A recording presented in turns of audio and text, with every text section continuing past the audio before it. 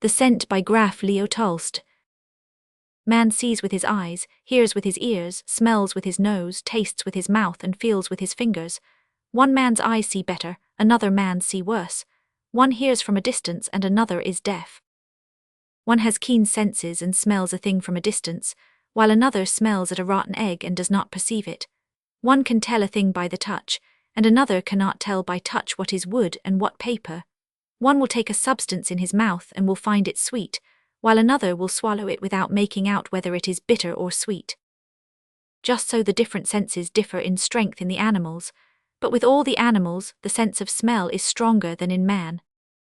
When a man wants to recognize a thing, he looks at it, listens to the noise that it makes, now and then smells at it or tastes it, but above all, a man has to feel a thing to recognize it.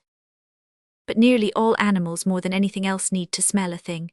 A horse, a wolf, a dog, a cow, a bear do not know a thing until they smell it.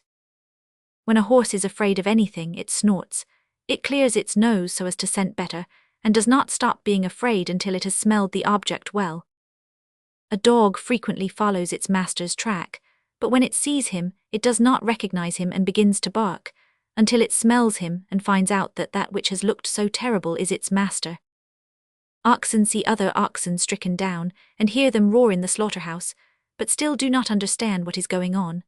But an ox or a cow need only find a spot where there is ox blood, and smell it, and it will understand and will roar and strike with its feet, and cannot be driven off the spot. An old man's wife had fallen ill, he went himself to milk the cow. The cow snorted, she discovered that it was not her mistress and would not give him any milk. The mistress told her husband to put on her fur coat and kerchief, and the cow gave milk, but the old man threw open the coat, and the cow scented him and stopped giving milk. When hounds follow an animal's trail, they never run on the track itself but to one side about 20 paces from it. When an inexperienced hunter wants to show the dog the scent, and sticks its nose on the track, it will always jump to one side. The track itself smells so strong to the dog that it cannot make out on the track whether the animal has run ahead or backward. It runs to one side, and then only discovers in what direction the scent grows stronger, and so follows the animal. The dog does precisely what we do when somebody speaks very loud in our ears.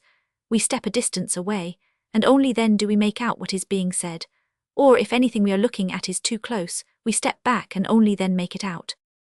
Dogs recognize each other and make signs to each other by means of their scent. The scent is more delicate still in insects.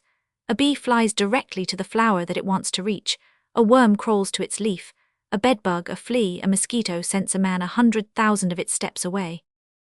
If the particles which separate from a substance and enter our noses are small, how small must be those particles that reach the organ of smell of the insects?